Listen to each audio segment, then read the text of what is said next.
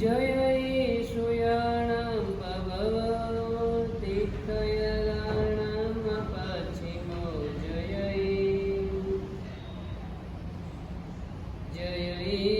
गुरुलोगाणां जय महावीर। ओंकार बिंदु संयुक्तं नित्यं ध्यायन्ति योगिनः कामदं मोक्षदं चैव ओंकाराय नमो नमः। अज्ञानतिमिरान्धानां ज्ञानाञ्जनशलाकया नेत्रमुन्मीलितं येन तस्मै श्री गुरुवे नमः। तस्मै श्री गुरुवे नमः। तस्मै श्री गुरुवे नमः। अचिन्त्यचिन्तामणिकल्पशाखिने विचित्रसब्रह्मसमाधिशालिने दयानवायान्वितदायिने सदा नमो नमः श्री गुरुदेवी सूर्य। नमो नमः श्री गुरुदेवी सूर्य। नमो नमः श्री गुरुदेवी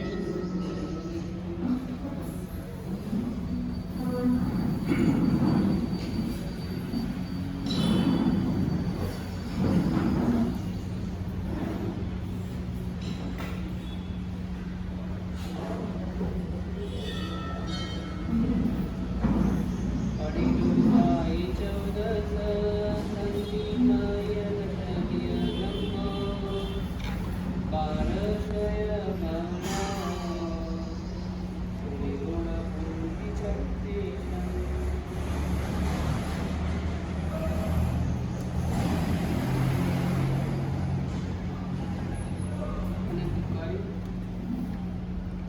अनंत करुणाना सागर હરિયન પરમાત્માના શાસનને રીમાના શાસ્ત્રકાર ભગવાન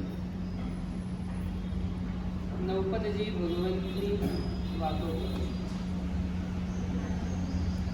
બે દિવસ દેવ તત્વની આરાધનાની વાતો કરી, હવે ગુરુ તત્વની આરાધનાની વાતો કરે છે. કેટલા દિવસ માટે? 3 દિવસ. દેવ તત્વ જે છે એક પહોંચી ગયા છે અને પહોંચવાની તૈયારીમાં છે. એમની આરાધના માટેના દિવસો 2 જ મૂક્યા. જે પહોંચ્યા નથી, જે પહોંચવાના છે ક્યારે તે પણ ખબર નથી, છતાં પણ એમની આરાધના માટેના દિવસો 3 મૂક્યા. અન્ય ધર્મની અંદરમાં ગુરુ પૂર્ણિમા એક જ દિવસ માટે આવે વર્ષની અંદરમાં, જ્યારે જીન શાસનની અંદરમાં શ્રાવકના દૈનિક કર્તવ્યમાં રોજ મૂક્યું છે ગુરુની ઉપાસના રોજ કરવી જોઈએ. શ્રાવકનું કર્તવ્ય કયું છે તો ગુરુની ભક્તિ રોજ કરવી જોઈએ. વિશેષ કરીને આરાધના માટેના દિવસો મૂક્યા હોય ને તો આયમની હોળીની અંદર મૂક્યા દિવસો 3 મૂક્યા ગુરુ તત્વની આરાધના માટે. આપણને કયા ગુરુ ગમે? રાહુલજી કયા ગમે? જે બોલાવે તે બોલે તે ગમે કે બોલાવે તે ગમે? 2 પ્રકારના હોય, એક બોલે અને બીજા બોલાવે. કયા ગમે? તમને બોલાવે તે ગમે, તમને કયા ગમે?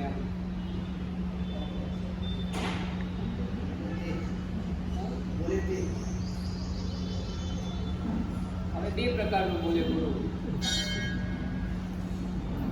એક મીઠું પણ બોલે ને કડવું પણ બોલે. કયા ગમે? આમ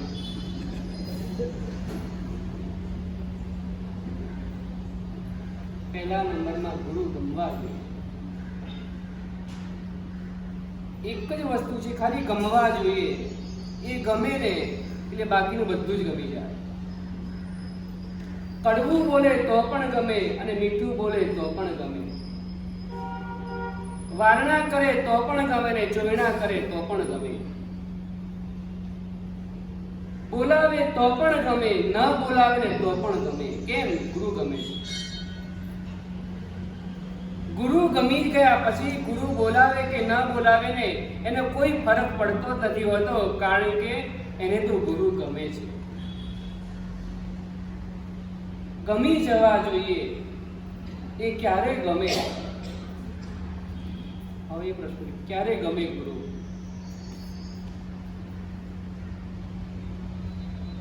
જયેશભાઈ, ગુરુ ગમે ક્યારે?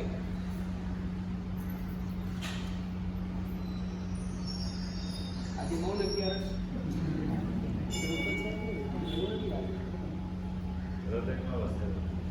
નહીં, ગમે ક્યારે એમ એ આપણને ગમે ક્યારે?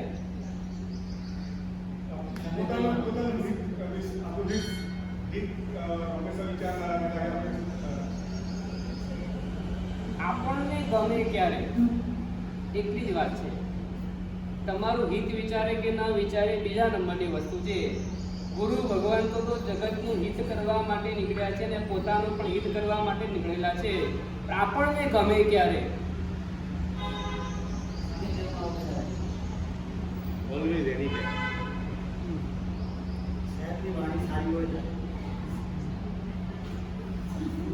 વાણી સારી હોય ત્યારે ગમે, તમને ઓલવેઝ ગમે. સાનિધ્ય, જ્યાં સુધી સંપર્કમાં ન આવો ને ત્યાં સુધી સ્થાન અંદરમાં ન થાય. સાનિધ્યમાં આવવું જ પડે તમારે. સાનિધ્યમાં આવવાથી તમને એમનો પરિચય થાય, એમના ગુણોનો પરિચય થાય, એમની સાધનાનો પરિચય થાય, એમના સ્વાસ્થ્યનો પરિચય થાય. જેમ જેમ પરિચય થતો જાય ને તેમ તેમ એમના પ્રત્યેનો પૂજ્ય ભાવ, એમના પ્રત્યેનો બહુમાન ભાવ, એમના પ્રત્યે અહોભાવ આપણા હૃદયમાં ઉછળવા લાગે. ગમે ત્યારે પહેલા નંબરમાં ગમવા જોઈએ. ગમે ક્યારે? તો કે છે પહેલા નંબરમાં પરિચયમાં આવો ને તો જ ગમે. પથ્થર ભીનો પણ થાય, વરસાદની અંદરના પથ્થર પણ ભીનો થાય અને માટી પણ ભીની થાય. ફરક શું હોય બેમાં?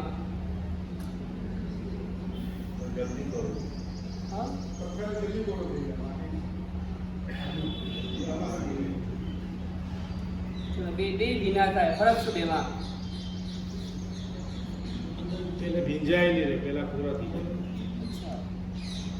એક છે ને એ અમુક ટાઈમ પછી કોરો થઈ જાય. અમુક ટાઈમ પછી ને કોરો જ હોય. બહારથી જ એવું દેખાતું હોય કે ભીનો થયો છે. ભીનો એને કહેવાય જે અંદરથી ભીનો થયો એને ભીનો કહેવાય. બહારથી હોય ને ભીનો ના કહેવાય. બહારથી તો કે છે હવામાન થોડી અસર કરશે ને ત્યાં થોડેક સમયની અંદરમાં એ પાછો હતો તેવો ને તેવો થઈ જાય. ભીનો તો એને કહેવાય જે અંદરમાં જાય. અંદરમાં આવે ત્યારે વિનાશ અંદરની અનુભૂતિ થાય અને વિનાશ જ્યાં આવે ને ત્યાં ઓટોમેટિક કે છે મૃદુતા. મૃદુતા જ્યારે આવે ને ત્યારે ધર્મ બીજનું વાવેતર કરવાની અનુકૂળતાઓ થાય. જલ્દીથી એક્સેપ્ટ કરી સ્વીકારી લે. પથ્થર તો અંદર જવા જ ના દે, અંદર આવવા જ ના દે. અંદર કઠોરતાના કારણે અંદર કોઈને ઘૂસવા પણ ન દે. એટલે બીજ અંદરમાં જાય જ નહીં. ગુરુ ગમો. ક્યારે ગમે ગુરુ? પરિચય કરો. પરિચય તમને ક્યારે થાય?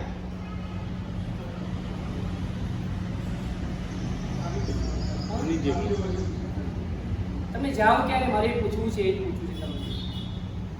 ઘણા એટલા બધા વૈરાગી હોય ને દૂરથી વંદન કરી જતા, દૂરથી જ એટલા બધા વૈરાગી રહેતા હોય કે બસ નીકળી જવાનું, તરત નીકળી જવાનું. તમને પરિચય થાય ક્યારે? તમે સંપર્કમાં આવો ક્યારે? તમારા ઘરે મહેમાનો આવે, મહેમાન આવે, બહેનોની ખબર વધારે હોય. કેટલાક પાણીનો ગ્લાસ આપો, પાણીનો ગ્લાસ ખબર છે તમે આપો ને, પાણીનો ગ્લાસ. કેટલાક માટે ચા પાણી તૈયાર કરો અને કેટલાક જમાડી મૂકો. કેવું કેમ કરો? ખબર છે વ્યવસ્થા? તમને ખબર છે વ્યવસ્થા? તમે પણ ક્યાં ગયા, તમે પણ અનુભવી કર્યું હશે. ક્યાંક જઈએ ને ખાલી પાણીનો જ ભાવ પૂછે. કેટલાક એમ કે ચા પાણી કરીને જજો, અને કેટલાક એવું કે શું કે જમીને જજો. આવું કેમ? ફેરફાર કેમ? જરૂરિયાત પ્રમાણનો વ્યવહાર. કોનો? જરૂરિયાતનો સંબંધ.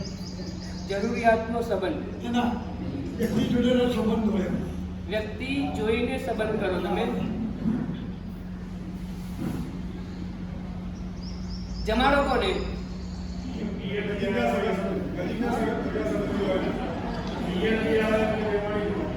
કોના પિયરથી?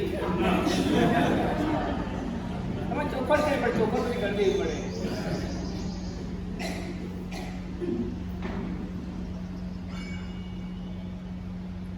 કેટલાક એવા જીવો હોય વાસક્ષેપ કરાય નીકળી જતા હોય, વંદન કરવા માટે વાસક્ષેપ કરી જાય ને એ પાણીનો ગ્લાસ પી જાય.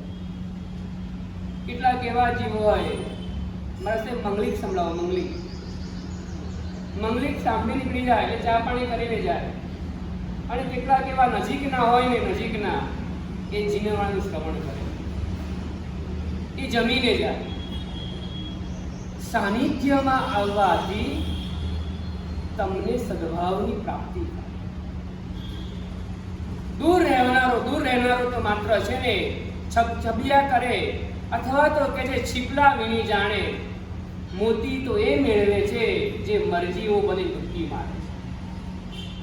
મોતી તો તેને પ્રાપ્ત થાય છે કે દરિયાની અંદરમાં પડીને ડૂબકી મારે છે ને એ આત્માને મરજીઓ બનીને કરે છે ને એને મણી પણ મળે ને મોતી પણ મળે. નજીકમાં જાઓ, સાનિધ્યની અંદરમાં જવાથી શું થશે? સદભાવ. કારણ કે વર્તમાનનો સમય કેવા પ્રકારનો સમય છે. દેરાસરમાં બેઠેલા વાસુ પૂજી દાદા કાંઈ બોલતા જ નથી. બોલે છે? કઈ બોલતા જ નથી.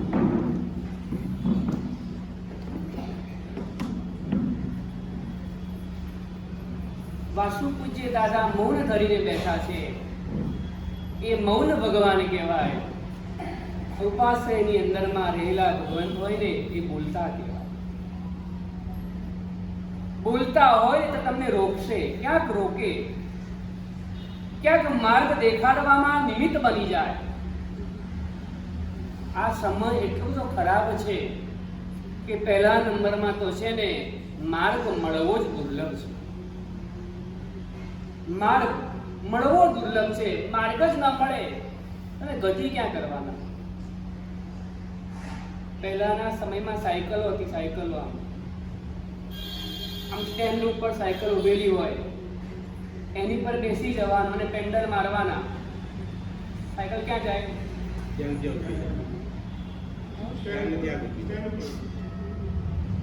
પેન્ડલ ફરે છે, પૈડું પણ ફરે છે, પણ કે છે એની ગતિ થતી નથી. કેમ ગતિ થતી નથી? સ્ટેન્ડ ઉપર તો સ્ટેન્ડ ઉતારી દઈએ તો ગતિ થાય. હા, ગતિ થાય. સ્ટેન્ડ ઉતારી દો અને પછી પેન્ડલ મારો તો સાયકલ ક્યાં પહોંચે?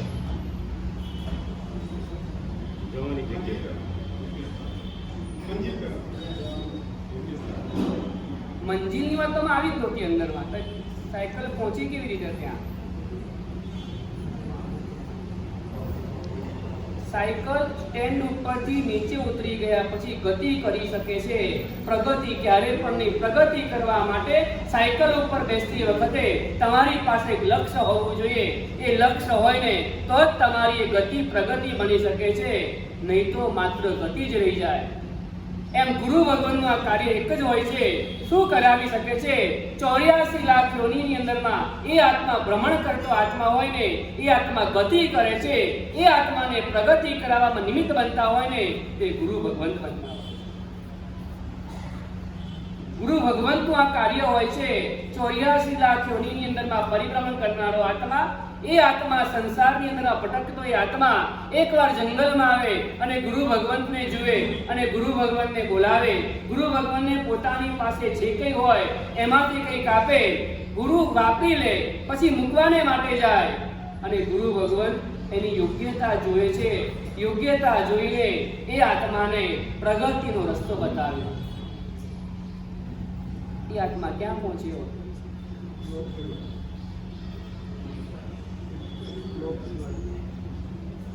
શું બન્યા એ આત્મા?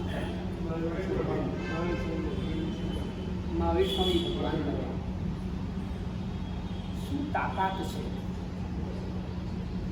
આપણને ઇઝીલી મળી જાય ગુરુ ભગવંતો એટલે એમ નહીં સમજતા કે અમારું બહુ પુણ્ય છે એટલે મળી ગયા, એવું નહીં સમજતા. કયા ભવોની અંદરમાં કોઈક વખત એટલી સાધના ભેગી કરી હશે ને માટે સહજતાથી આમ ગુરુ ભગવાનનો યોગ મળી જાય. તમારા છોકરા અને છોકરીને ન જોવા હોય ને તો પણ રસ્તામાં ક્યાંક નીકળતા હોય ને એવા ગુરુ ભગવાન અચૂક તમને જોવા મળે ને એવી ભૂમિની અંદરમાં તમે આવી ગયા છો. આ એક તમારા પુણ્યનો ઉદય છે કે ગુરુ તત્વ તમને સહજતાથી પ્રાપ્ત થાય છે. પણ બે તત્વ બતાવ્યા, એક પથ્થર અને એક માટી હોય છે. એક તત્વ એવું છે ખાલી માત્ર બહારથી ભીનું થાય છે અને બીજું તત્વ એક એવું છે અંદરથી અને બહારથી બંને બાજુથી ભીનું થાય છે ને એનું કલ્યાણ થાય છે. ગુરુ તત્વ અદ્ભુત આ તત્વ છે. એની આરાધના માટેના 3 દિવસ ગુરુ ભગવંતોએ બતાવ્યા. 3 દિવસની આરાધના બતાવી. એની અંદરમાં પણ કહે છે એક આચાર્ય ભગવંતનું તત્વ મૂક્યા છે. કોઈ વ્યક્તિગત આચાર્ય ભગવાન નહીં, એક આચાર્ય ભગવાન. શું કરે આચાર્ય ભગવાન? અરિહંત પરમાત્મા હોય ને એ આચાર્ય ભગવાન કરતા પણ અરિહંત ભગવાન કહે છે અપેક્ષા નાના કે મોટા? અરિહંત ભગવાન મોટા છે. અરિહંત ભગવાન શાસ્ત્રની સ્થાપના કરે, શાસનને ચલાવવાનું કાર્ય કોણ કરે? આચાર્ય ભગવાન કરે. અરિહંત પરમાત્મા મર્યાદિત સમય માટે શાસન ચલાવે. આચાર્ય ભગવાન છે ને કોઈ માપ જ ના મળે. અજિતનાથ અને સંભવનાથ પરમાત્માની વચ્ચે જે આચાર્ય ભગવાન થયા ને, અજિતનાથ ભગવાનના નિર્વાણ પછી 30 લાખ કરોડ સાગરોપમ સુધી પ્રભુનું શાસન ચાલ્યું હોય ને એક આચાર્ય ભગવાનના જોડે ચાલે. કેટલા કીધા? 30 લાખ કરોડ સાગરોપમ. સંભવનાથ ભગવાન પછી અજિતનાથ ભગવાન થયા ને એ બે વચ્ચેનો પીરિયડ જોઈએ ને 10 લાખ કરોડ સાગરોપમ. આટલું મોટું માપ, આટલા બધા ધધો થઈ જઈને એટલો લાંબો સમય સુધી કહે છે પ્રભુના શાસનની ધુરાને વહન કરનારા હોય ને તો એ આચાર્ય ભગવંતો હોય છે. આપણે અજાણ હોઈએ છીએ, આપણા સુધી પ્રભુનું શાસન પહોંચ્યું ને એમાં કોઈ નિમિત્ત હોય ને તો એ આચાર્ય ભગવંત છે. પ્રભુ તો 30 વર્ષની અંદરમાં એમનું બાજી સંકેતી દીધી અને એ તો મોક્ષમાં પહોંચી ગયા. અને ત્યાર પછી આજે કેટલા બધા વર્ષો થઈ ગયા? 500, 1000, 1500, 2000, 2500 વર્ષ થવા આવે અને ત્યાં સુધી આપણી પાસે આ પ્રભુનું શાસન પહોંચાડ્યું ને તે કોને પહોંચાડ્યું?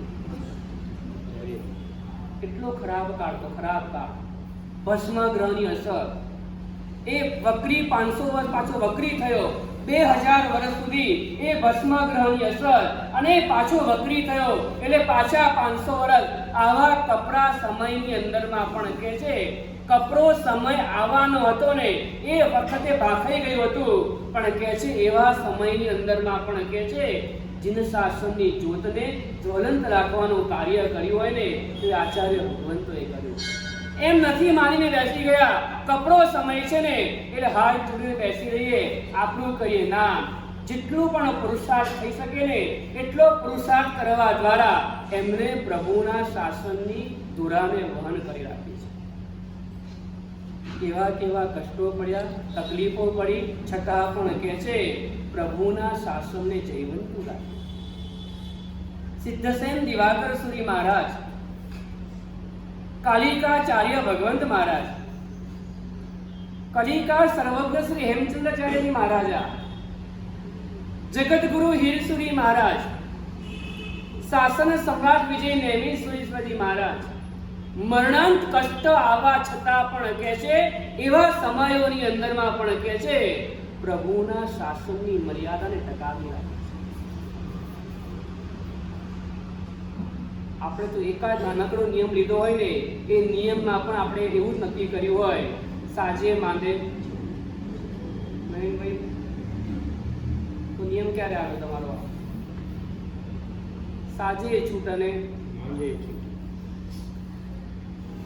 કસોટી થાય. એક નાનકડો નિયમ, એ નિયમની પણ તાકાત છે કે તમને તારી શકે છે. એક નાનકડો નિયમ, પછી ગમે તે નાનકડો નિયમ હોય, એક નિયમની પણ તાકાત છે. એક નાનકડો નિયમ લેનાર આત્મા પણ છે ને દેશ વિરતીધર શ્રાવક કહેવાય.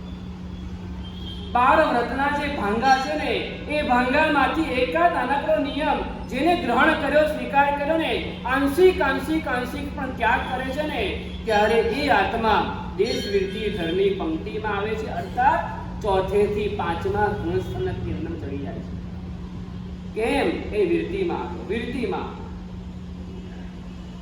કોઈક નાનકડો એ મક્કમતા પૂર્વક એને પાલન કરવાનો એ આચાર્ય ભગવંતો, એનો વિચાર કરો કેવા આચાર્ય ભગવંતો થયા ને, કેવી કસોટી આવી, અને છતાં પણ કહે છે પ્રભુના શાસનને ચલાવે રાખે. પાદલિપ્ત સુરેશ્વરજી મહારાજા, બપ્પા ભટ્ટ સુરેશ્વરજી મહારાજા, હરિભદ્ર સુરેશ્વરજી મહારાજા, માનતુંગ સુરેશ્વરજી મહારાજા, આ બધા પૂર્વના કાળની અંદરમાં થઈ ગયેલા આચાર્ય ભગવંતો, એ આચાર્ય ભગવંતો થકી આપણને શાસન મળ્યું છે. ક્યારેક યાદ કર્યા કોઈને એવું? તમારી સુધી આ પહોંચ્યું ને, એ પહોંચાડનારા કોણ હતા? આ પૂર્વજો હતા, આ દિગ્ગજો હતા કે જેમને એ પ્રભુનું શાસનની આરાધના, ક્રિયા, અનુષ્ઠાન, એ માર્ગ, એ તપ, એ પરમાત્મા ભક્તિ હોય, વ્યાવચ હોય, પ્રભુ ભક્તિ હોય, જે કંઈ પણ છે ને, એ બધા જ માર્ગો આપણા સુધી પહોંચાડવાનું કાર્ય હતું. આપણને બતાવ્યું જ ના હોત તો આપણે શું કરતા હોત? દાન ધર્મનો માર્ગ એમને જ બતાવ્યો, પરમાત્મા બતાવીને ચાલ્યા ગયા હતા ને, આપણા સુધી પહોંચાડનારા હોય ને એ આચાર્ય ભગવંતો છે.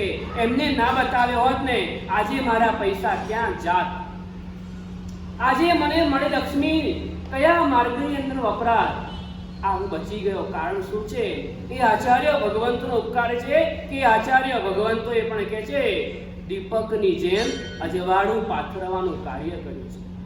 સૂર્ય જેમ ભલે ચમકી નથી શક્યા એ લોકો, પણ કહે છે આવા પડતા કાળની અંદરમાં પણ કહે છે દીપકની જેમ ખૂણામાં રહીને પણ અજવાળું પાથરવાનું કાર્ય કર્યું. કેવા ગુરુ ભગવંતો, કેવા ગુરુ ભગવંતો થઈ ગયા. આજે આપણી પાસે કટાશો છે, ચરવડો છે, મોપત્તી છે, કોને આભારી?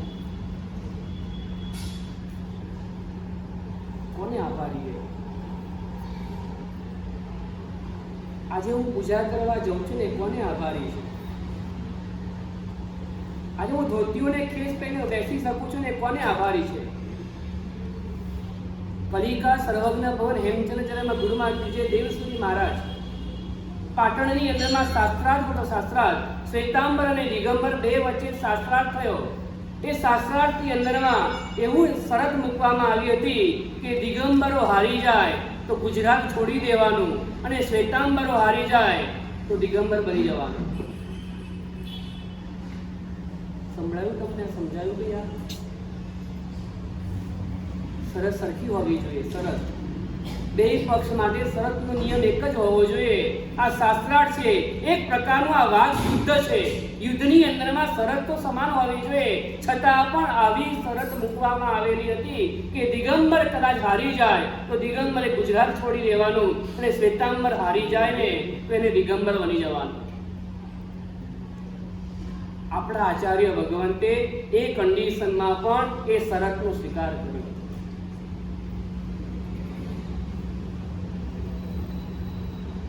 એ વખતની અંદરમાં કદાચ હારી ગયા હોત ને, મેં કીધું આપણે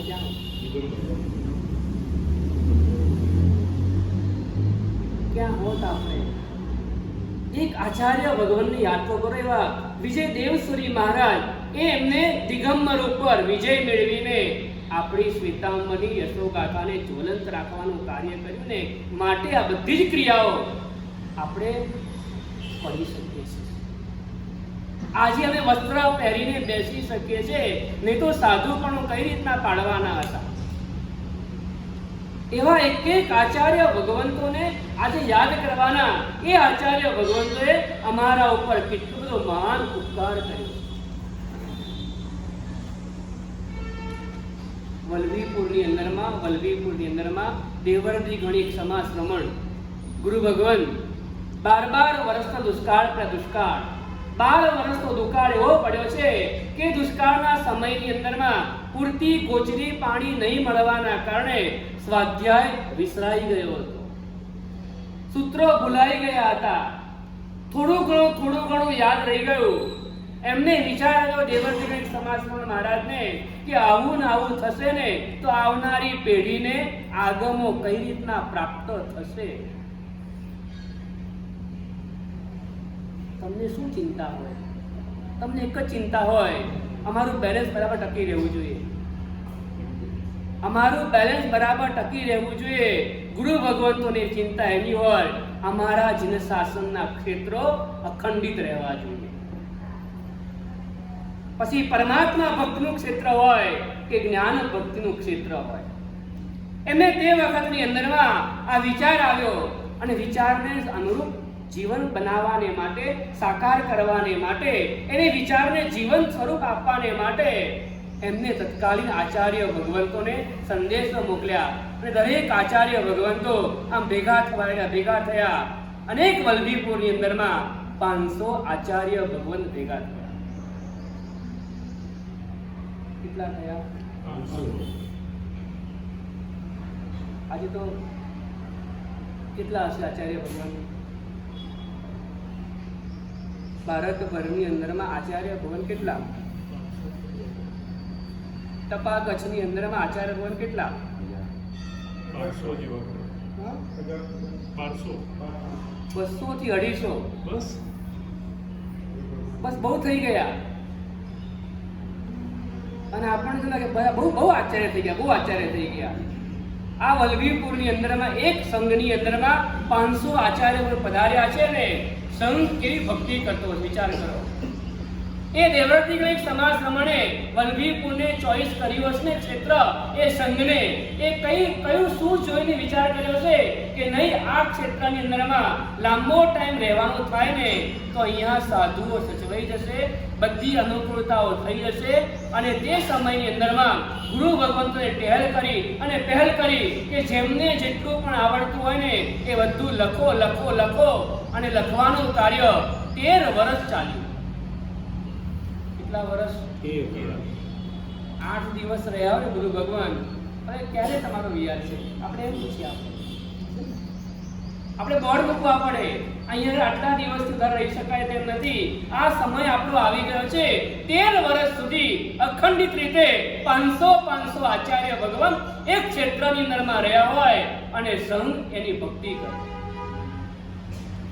અને આચાર્ય તો શું આપે? આચાર્ય ભગવંતોએ આપણને આ 45 આગમોની ભેટને જીવંત રાખવાનું કાર્ય એ આચાર્ય ભગવંતે કર્યું. એ વલ્લભીપુરના શ્રી સંઘે કર્યું. એ સંઘે સાચવ્યા ન હોત ને કદાચ આપણી પાસે શું હોત તે કલ્પના કરીને થઈ નહોતા. 13 વર્ષ સુધી લખતા ગયા, સંશોધન થયું, સંકલન થયું અને આપણી પાસે આજે આટલું બચ્યું. આપણને ખબર જ નથી આપણે કે આપણા આચાર્ય ભગવંતો આપણા માટે શું કરીને ગયા છે. તીર્થયાત્રા કરવા માટે જવું હોય ને તો તીર્થયાત્રા પણ જે તે સમયોની અંદરમાં બહુ અઘરી હતી. એકલ દોકલનું કામ જ નહીં, ભાગ્યે જ જીવનની અંદરમાં શત્રુંજય ગિરિરાજ જેવું ગિરિરાજ મળ્યો હોય ને છતાં પણ જીવનની અંદરમાં એકાદ વાર યાત્રા થાય પણ ખરી અને ન પણ થાય. આટલો કપરો સમય, એમાં જો કોઈ વ્યક્તિ ભૂલો ભટકો ત્યાં પહોંચી ગયો હોય ને તો ત્યાં આગળ પણ કહે છે તમારે ચાંદલો આપવો પડે, મુંડકા વેરો ભરવાનો, માથા દીઠ તમારે વેરો ભરવાનો ત્યાં આગળ. અને ત્યારે તમને કહે છે યાત્રા કરવા જવા માટેની પરમિશન મળે. તીર્થ આપણું, ભગવાન આપણા પૂર્વજો ઉદ્ધાર કરેલો હોય, આપણા પૂર્વજે પ્રતિષ્ઠિત કરેલા હોય, છતાં પણ આપણે એમની યાત્રા કરવા માટે જવું હોય તો તમારે તમારી પાસે જે કંઈ હોય એટલું નહીં, એ જે માંગે ને એ તમારે આપીને યાત્રા કરવા જવાનું. આવા કાયદા કાનૂનને પણ દૂર કરનારા આચાર્ય ભગવંતો માટે આપણે આજે મન થયું ને યાત્રા કરવા જઈ શકીએ છીએ. કોઈ પણ જાતના ટેક્સ ભર્યા વગર આપણે આપણી યાત્રા સુગમતાપૂર્વક કરી શકીએ છીએ ને એ આચાર્ય ભગવંતને આભારી છે. એ જગતગુરુ હિરસુરી મહારાજ, એ ઉપાધ્યાય શાંતિચંદ્રજી મહારાજ, એ ઉપાધ્યાય ભાનુચંદ્ર સિદ્ધચંદ્રજી મહારાજ જે અકબર બાદશાહની પાસે રહીને એમને આ કાર્ય, આ ફતવો, આ ફરમાન એમની પાસેથી પ્રાપ્ત કર્યા. ત્યારે આપણે આજે આ યાત્રાઓ સરળતાથી કરી શકીએ છીએ. એક આચાર્ય ભગવંતોના કાર્યો તમે જુઓ ને એટલે તમને ખ્યાલ આવે એ આચાર્ય ભગવંતોએ શું કર્યું છે. ભગવાનની પૂજા ભણાવાતી હોય અને બીજી બાજુ પેલા આદિવાસી જેવા લોકો આવે અને આવીને ભગવાનની બાજુ પેલા ભૈરવજી બેઠા હોય અને ભૈરવજીની પાસે માથાના વાળ ઉતારે. આચાર્ય પણ જોતા રહી આ શું? આ જીન મંદિરની અંદરમાં આ પરમાત્માની આવી આશાતના એક શ્રાવકને પૂછી ભાઈ આ શું છે? આટલું જ નહીં મારા સાહેબ, એ તો અવારનવાર અહીંયા ઘેટા બકરાની બલિ પણ ચડાવી જાય છે. આ સાંભળતા લોહી ગરમ થઈ જાય. ગમે તેમ થાય આ આશાતના મારે દૂર કરાવી છે. ખાલી બોલવાથી કાંઈ થતું નથી હોતું. બોલવાથી આવું સત્વ પણ અંદરમાં જોઈએ. આવું અંદરમાં એક દાજ, મારા શાસન માટેની એક દાજ પણ અંદરમાં રહેલી હોવી જોઈએ. માત્ર પૈસાના જોરે શાસન નથી ચાલતું હોતું. શાસનને ચલાવવાને માટે ઘણા બધા અંગોની આવશ્યકતા હોય છે. એ ગુરુ ભગવંતોએ પ્રયત્ન કરતા ગયા. એ પ્રયત્નનું પરિણામ બહુ વિપરીત આવ્યું. આદિવાસી લોકોને ખબર પડી ગઈ કે આપણા ભૈરવજીને હટાડવાનો પ્રયત્ન થઈ રહ્યો છે. 12માં બીજી દેરી બની ગઈ અને તીર લોકો તીર કામઠા વગેરે લઈને જેની પાસે જે હથિયાર મળે ને એ હથિયારો લઈને આવી ગયા. ચારે બાજુ ઘેરી વળ્યા. કિલ્લાના દરવાજા બંધ કરી દીધા. ગુરુ ભગવાન તો અંદરમાં રહેલા છે. ભૈરવજીની મૂર્તિ બહાર બેસાડી દીધી છે. બસ આ એક જ કારણ હતું યુદ્ધ માટેનું. એ લોકો ઉકળી રહ્યા હતા. અમારા ભૈરવજીને હટાડવાની આ હિંમત તમારી? કેમ હટાડ્યા? આપણને તો ભગવાન ખંડિત થાય ને તો પણ ગરમા ગરમ ચા આરામથી આપણે પી શકીએ છીએ. આપણે જરા પણ સંકોચ કે શરમ હવે રહ્યા નથી. જરાય આપણું લોહી ગરમ થતું નથી. આપણને કોઈ ફિલિંગ થતું નથી કે નાના સાધુ અકસ્માતમાં ઘાયલ થઈ ગયા, કાળા ધર્મ પામી ગયા ને છતાં આપણા હૈયાને કોઈ વલોપાત કે સાધુ માટે કંઈ થતું નથી હોતું. એ ગુરુને ખબર હોય કે એક સાધુને તૈયાર કરવાની અંદરમાં કેટલા વર્ષનો ભોગ અપાઈ ગયો હોય. આપણને કોઈ ચિંતા નથી, કોઈ અરેરાશ નથી, કોઈ સંવેદનદારી નથી. આપણને માત્ર આપણા ધંધામાં રસ આપણને રહેલો છે. બસ આપણા પરિવારની અંદરમાં આપણને રસ રહેલો છે. બહુ હોય તો આપણા સંઘની અંદરમાં રહેલી સંપત્તિની વ્યવસ્થાની અંદરમાં આપણને બસ ઇન્ટરેસ્ટ રહેલો છે. એ આચાર્ય ભગવંતે શું કાર્ય કર્યા ને ત્યારે આ શાસન અહીંયા સુધી પહોંચ્યું છે. અત્યારે જે આ સંઘોની અંદરમાં પેઢીઓની અંદરમાં જે સંપત્તિની પણ રેલમછેલ દેખાય ને એ આચાર્ય ભગવંતોને આભારી છે. એ આચાર્ય ભગવંતોએ તત્કાલીન નિર્ણય લીધા હતા કે જે સમયે મૂર્તિઓ ખંડિત થતી હતી, જિનાલયો ધ્વંસ થતા હતા ને તે સમયોની અંદરમાં જિનાલયની વ્યવસ્થા સુપેરે રીતે ચાલી રહે ને તે માટે 14 સ્વપ્નની વ્યવસ્થા તે સમય ઉતારવામાં ચાલુ કરવામાં આવી હતી. અને સત્તર